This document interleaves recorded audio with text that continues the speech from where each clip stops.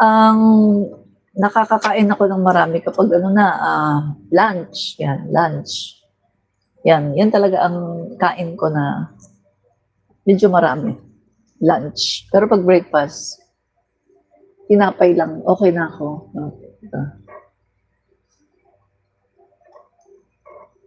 Tsaka kape.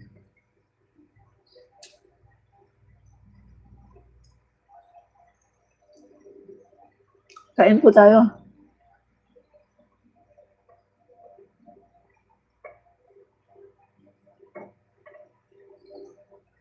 Dalawang tinapay, dalawang ensaymada, okay na.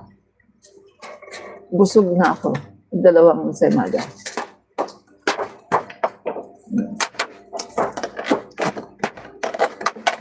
Okay na ako naman.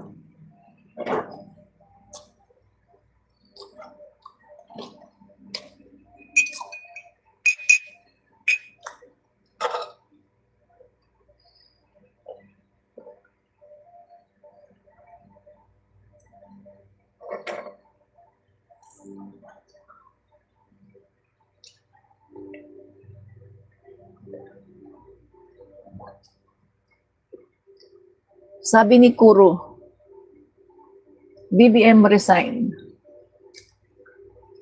Sinong ipapalit mo? Si Miss Confidential Funds? Na allergic sa accountability? Sinong ipapalit mo? Yung presidente ng impyerno? Na ayaw humarap sa trial dahil guilty sa pagnanakaw? Yun ba ang ipapalit mo? Pues kahit na yung mga dilawan at mga pinklawan, anong sinasabi nila? Yung rally sa Luneta ay hindi para pababain si PBBM. Ito ay para sa panagutin ang mga may sala patungkol sa mga flood control na goes. Ayaw nila pababain si PBBM dahil sino daw ipapalit? Yung tagalustay ng pera natin? Yung babae na ngayon ay nasa Japan na naman at nilulustay ang pera natin, tayo ang nagbabayad sa kanyang security details. Yan ang gusto niyong ipalit? Manigas kayo. Kahit anong gawin nyo, presidente pa rin si PBBM. Manigas kayo.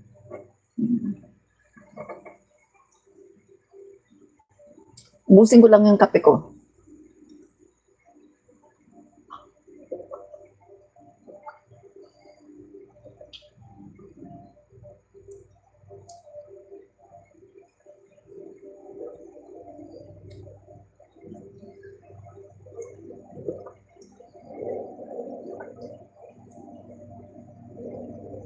Busin ko lang aking kape.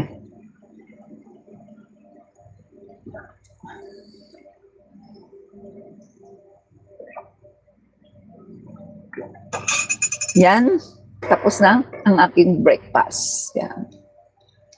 Okay, tapos na ang aking breakfast. Okay. So, ngayong tapos na ang ating breakfast, mga guys, ay dali. Mga kaibigan, share muna natin ang ating live video. Share natin guys, no, para makapanood din ang ibang mga tao. Share po natin ang ating video. Yan. Kayo din guys, habang kayo ay nanonood, no? Mag-i-start pa lang tayo, pero bago po tayo mag-start, share po muna natin ang ating video sa ating newsfeed, no, sa Facebook para meron din pong makapanood. Okay. Share the video. Yan. Okay. Sabi ni Vilma Mingoy, nonsense ang pinagsasabihin mo. Alam mo, Vilma Mingoy, pakiayos mo ang iyong spelling. Anong nonsense?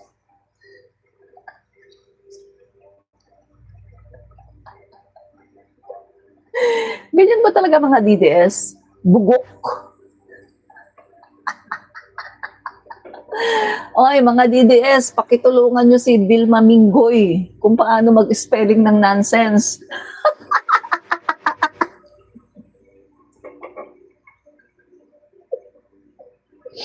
Bugok. Pupunta ka dito sa channel ko, sasabihin mong nonsense pinagsasabi ko. Pagkatapos, mali ang spelling mo.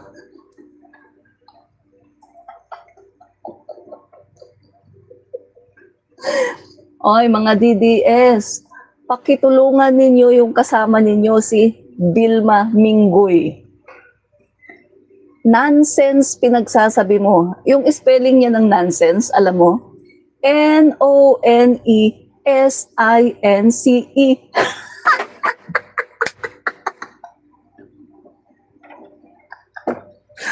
Bobo. Manang-mana kay Lukring. Pakitulungan nyo nga, DDS. Yung kasama nyo, pakitulungan nyo. Mag-spelling ng tama. Nonsense daw ang pinagsasabi ko. Yung kanyang sense, S-I-N-C-E.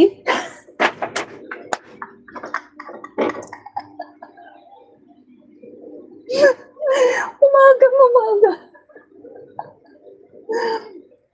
Kakastart lang. Kakastart ko lang dito. Hindi pa nga ako nakakapag-share. Pinapatawa niyo kaagad ako. Pinapatawa niyo kaagad ako, ha? Sa inyong kabubuhan. Ay, nako. Bago kayo mambash, ayusin ang spelling. Talaga naman. Okay.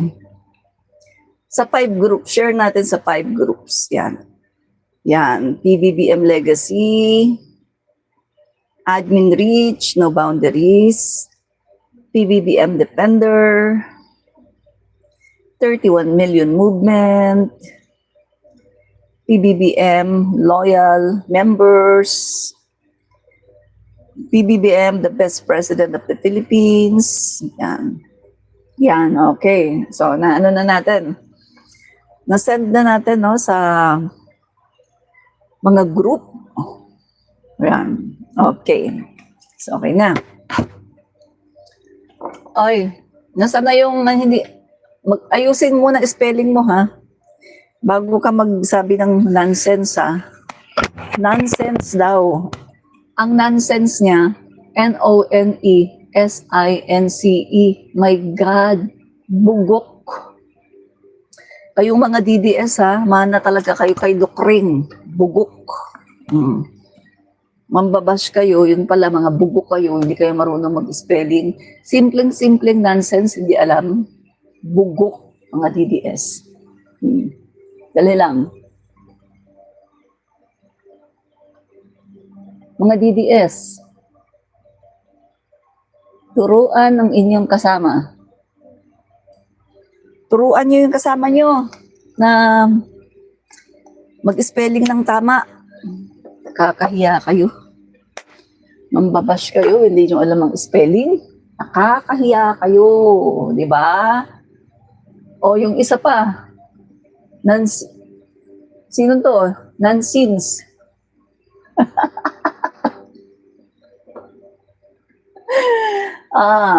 Okay yun, nonsense. Walang kasalanan.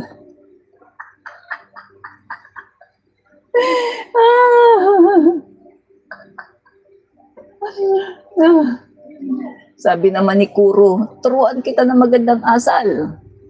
Turuan mo na lang yung mga idolo mo na walang good manners and right conduct, no? Yun ang gawin mo, turuan mo yung mga idolo mo. Yan. Diba? Sabi naman ni Hizuka YT, tanggal na pala si Tambateng. Hindi tanggal, kundi nag-resign, no?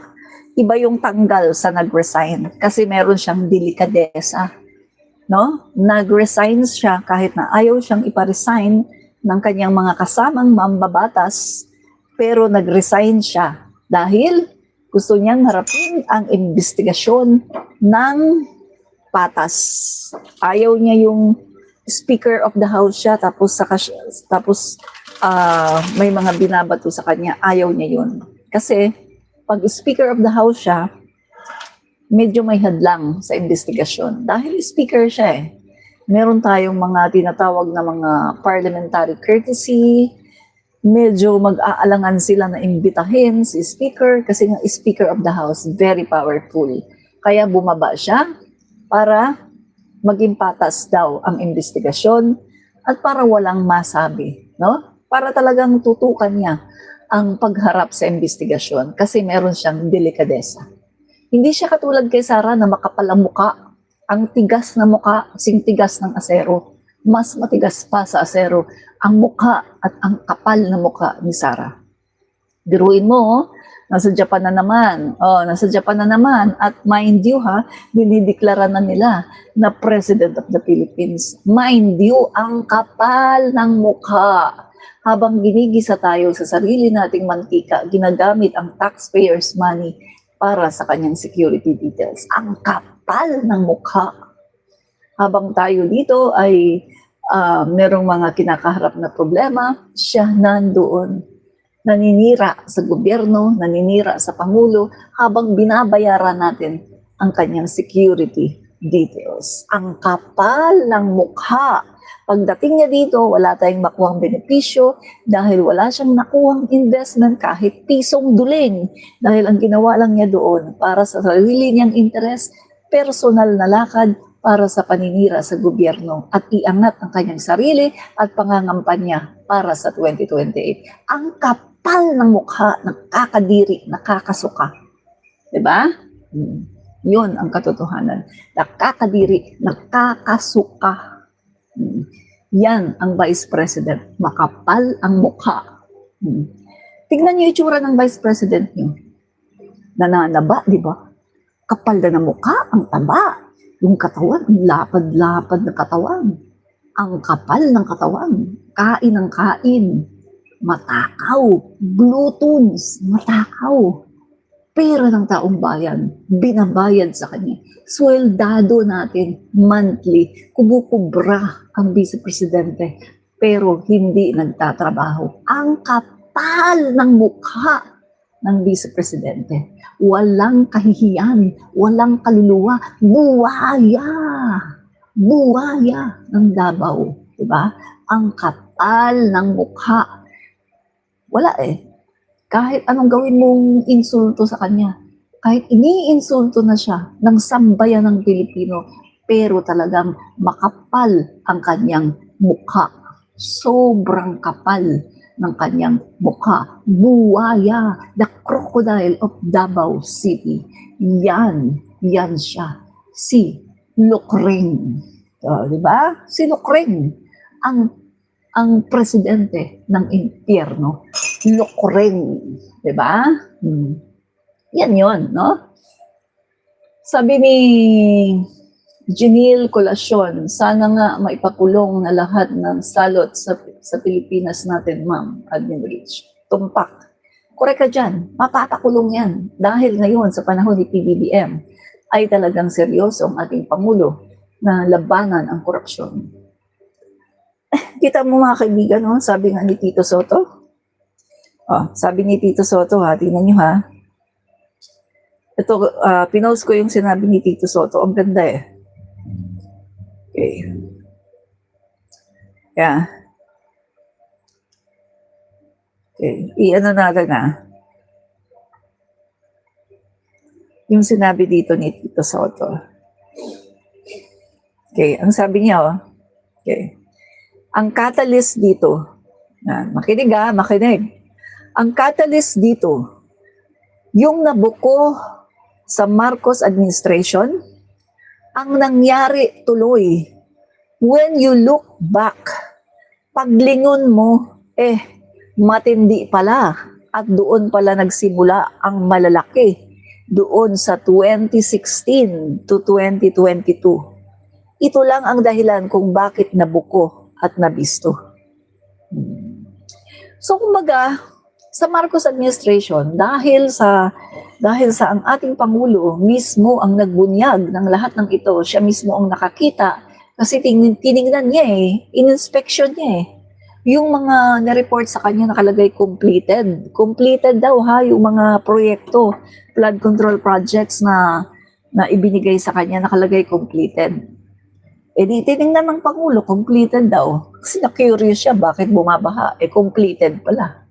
Pinuntahan ng Pangulo, hindi pala completed. At yung iba talagang walang ginawa since day one. So, etong ginawa ng Pangulo, yan, nagpagawa agad ng website, sumbong sa Pangulo. Dumagsak yung mga nagsumbong sa Pangulo. At eto, gumawa agad ng ICI. Yung independent investigator na yan, yung mga mag-iimbestiga na yan para dito sa nagaganap na mga korupsyon sa flood control. So, in short, mga kaibigan, ang Pangulo natin, ang dahilan ng lahat ng ito na namulat ang sambayan ng Pilipino na may ganito parang kalakaran, no, na nangyayari sa ating bansa. Na matagal na pala itong nangyayari pero wala ni isang presidente ang naglakas loob na labanan ito. Dito lang sa ating Pangulong Bongbong Marcos. Kaya ito, talagang na-highlight siya at lahat ng Pilipino ngayon mulat na sa nangyayaring itong kalakaran. At dito rin, ito mga kaibigan ang magiging legacy ng ating Pangulong BBM. Ang magiging legacy ng Pangulo natin ay ang paglaban totally, pag-dismantle sa korupsyon. Napakaganda ng legacy ng ating Pangulo. Although sa kanyang mga pangako, sa kanyang SONA, mga persona, sa kanyang mga pangako, wala siyang sinabi na na pinangako lalabanan ang korupsyon. Never niya na-mention na lalabanan ang korupsyon sa kanyang mga pangako sa eleksyon. Pero tingnan mo ang ginawa niya. Nilabanan niya ngayon, nilalabanan at patuloy na lilabanan ang korupsyon. Samantalang yung matanda na nasa dahig, nangako I will stop corruption 3 to 6 months. Pero anong nangyari? Tinolerate niya at pati siya nangurakot at nagnakaw. Di ba? So parang yung nakalagay sa Biblia, no? Yung isa, yung sabi ng ama, sumama ka sa akin anak. Yung isang anak sabi, opo, sasama ako, pupunta ako. Yung isang anak naman sabi, ay hindi po kasi ako makakapunta kasi may gagawin ako, busy ako. But at the end of the day, yung nangako na pupunta at sasama sa kanyang ama, ay hindi pumunta. Samantalang yung hindi nangako, yun ang pumunta. At ginawa yung sinasabi ng kanyang ama. Make sense? Ito yun mga guys, ang Pangulo natin sa panahon ng eleksyon, hindi siya nangako na lalabanan ang korupsyon. Pero itong ginagawa niya, nilalabanan niya ang korupsyon. Ano ang resulta? Mga kaibigan, ang Pangulo natin ngayon ay nahaharap sa talagang matinding krisis. Ang daming mga galit sa kanya dahil tinatamaan ng kanyang investigasyon. Katulad na lang ni Chabit, no? Napakayaman yan, sobrang yaman. O ngayon, nananawagan, mga kabataan, wag na daw kayo pumasok sa eskwelahan at mag-rally na lang at nanawagan sa mga militar na pabagsakin ang Pangulo. Bakit? Nabuko kasi yung kanyang construction firm na habang siya pala ang governor noon ng Ilocos Sur ay at the same time yung kanyang construction firm din ang kumukuha ng mga proyekto, which is conflict of interest. Bawal na bawal. Nabuko din at hindi protektado ang kanyang mga sugalan. At yung kanyang gusto na siya ang maging chairman ng PCSO or yung kanyang pamangkin whatsoever ay hindi rin pinagbigyan ni PBBM. So in short mga kababayan, ang dami ngayon na galit sa ating Pangulo dahil ang Pangulo natin ay ine-expose ang lahat ng ito at pinapaimbestigahan at talagang ipapakulong. Kita mo, 2 days pa lang ang ICI na yan, ang dami nang nagawa. Napapris na ang 500 plus na mga accounts ng mga involved dito. At yung iba ay nagsoli na ng kanilang luxury cars. At meron na rin silang mga sa immigration, hindi sila pwedeng umalis ng bansa. At nangako ang Pangulo, no? Talagang may makukulong dito. Yan ang legasiya ngayon ng ating Pangulo, na talagang linisin ang gobyerno, no? Talagang linisin talaga ang gobyerno. So yan yung sinasabi ni Tito Soto, no? Na ito yung nangyari. Mga kaibigan, hinayaan ng Panginoon, no? Hinayaan ng Panginoon at talagang ang Panginoon na mismo ang gumusto, no? Na talagang lumaganap yung baha dito sa buong Pilipinas para talagang makita yan ng ating Pangulo. Dito mismo sa administrasyon ng Pangulo natin, kasi alam ng Panginoon at yan ang misyon na ibinibigay niya sa ating Pangulo, na linisin ang gobyerno. Dahil alam ng ating Panginoong Diyos na si PBBM ay isang marangal na tao at siya ay gagawa, no, para sa mamamayang Pilipino. Yan yun, misyon yan ng ating Pangulo, ang linisin ang gobyerno at palaguin ang ekonomiya ng ating bansa. So ito yung sinasabi ni Tito Soto, no? Ngayon, dito nabuko, no? Nabuko sa panahon ng ating Pangulong BBM. Pero ang nangyari daw, kapag tiningnan mo, when you look back, paglingon mo, mas matindi pala at doon pala nagsimula ang malalaki doon sa 2016 to 2022. Ito lang ang dahilan ngayon, no? Ito lang ngayon ang dahilan kung bakit nabuko at nabisto. Dahil para malaman natin kung ano ang nangyari in the past.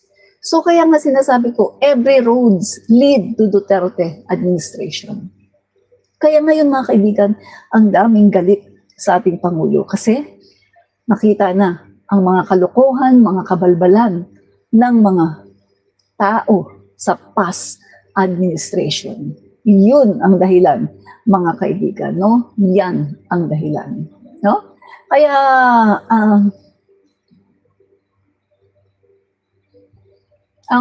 sabi ni Angelo Junyu, in fairness, good ka mag-explain. Ibang BBM supporter vloggers bastos magsalita sa mga BP supporters. Happy to see you. Okay pa din. Alam mo, Angelo Junyu, minsan kasi ang ugali ng isang vlogger ay depende din sa mga nanonood, no? Kasi yung mga vlogger, mga tao lang, no? Mga tao lang din. Pag nakakakita ngayon sa comment section ng mga matitindi na mga banat at pambabash, ay nagre-react din, no? Yung mga vloggers, no? So, ako lang talaga, iniiwasan ko mag-PI. Pero masakit din talaga ako magsalita. Tumatagos sa puso at sa malangala, sa balun-balunan, atay, tumatagos talaga, no? Sa kanilang mga kailaliman, no? Pero masakit din talaga ako magsalita. Pero iniiwasan ko lang ang magmura, no? Kasi hindi rin naman tayo palamura, no? No. So, yun nasabi ni Tito Soto ang catalyst dito, yung nabuko sa Marcos administration. Ang nangyari tuloy, when you look back, paglingon mo, mas matindi pala. At doon pala nagsimula ang malalaki. Doon sa 2016 to 2022. Ito lang ang dahilan kung bakit nabuko at nabisto. Tama po, no? Kasi along the investigation, nakikita Sabi ko nga sa inyo, etong malala na nangyari ngayon na korupsyon, parang parang cancer. Bago mo marating ang stage 4, ay nandun ka muna sa sintomas lang, nilalagnat lang, nuubo lang, sinisipon lang, meron lang sakit sa katawan. Pagkatapos, pinabayaan mo, hindi ka nagpapadoktor, sige, tuloy ang buhay, hindi ka nagpapadoktor. Hanggang sa sumapit ang ilang taon, nalaman mo na lang nung nagpa-doktor ka, stage 4, malala ka na pala at wala ng lunas. Ganito yan, ang korupsyon. Ang korupsyon, hindi siya mangyayari ng 3 years lang. Never. Walang ganun. Hindi nangyayari in just 3 years lang. Meron niyang pinagmulan. At ang pinagmulan ay ang 2016. Take note, sabi ni Diskaya, yung babae, si Sarah, ang sabi ni Diskaya, 2016 sila nag-start sa DPWH na gumawa ng mga flood control projects. At remember, pinakita yung evolution ng bahay ng mga Diskaya. 2014, bonggalo lang. Take note ha, 2014, in the time of Pinoy, bonggalo lang ang kanilang bahay. Pagdating ng pinakita 2017, oops, mansion. Ibig sabihin, pagpasok nila ng 2016, 2017, nagkaroon agad sila ng mansion. 2018, 2019, 2020, aba, meron pang isang building. Pagdating ng 2022, talagang buong-buo na, pati yung isang building na malaki. So meaning to say, 2016, totoo, 2016 sila nag-start. At pinakita din, di ba, pinakita ni Congresswoman Jinky Luistro, yung graph ng revenue ng mga Diskaya. Ipinakita mismo sa Diskaya, o ito yung inyong revenue from 2015, 2016, pinakita doon na yung kanilang revenue ay tumaas ng bonggang-bongga 2017. Diba? Hanggang 2022. At pinakita na bumaba ito noong 2023. Diba? At anong sinabi ni, anong yung pasabog ni Mayor Vico Soto? Mayor Vico Soto, anong pasabog niya? First time mayor siya, 2019. Take note ha, the year, yung taong 2019, ang sinasabi ni Mayor Vico Soto. First time siya na mayor. May lumapit na mga kontraktor sa kanya, sa kanyang opisina, nagsilapit. At sinabi sa kanila, sir, ganito po kasi talaga yung kalakaran natin. No? Meron daw 40% na cut. SOP, kumbaga.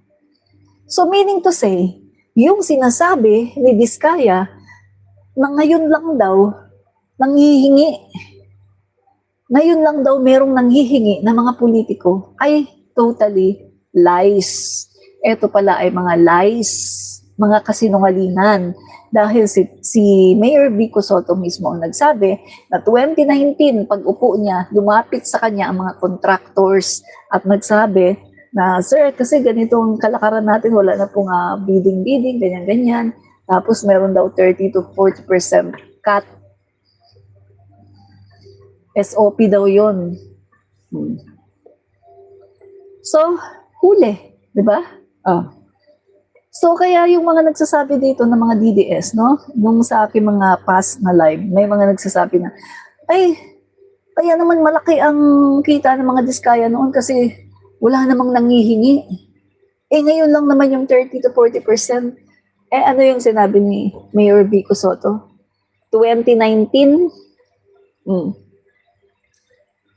mga contractors mismo nagsabi sa kanya, ano yan? Diba?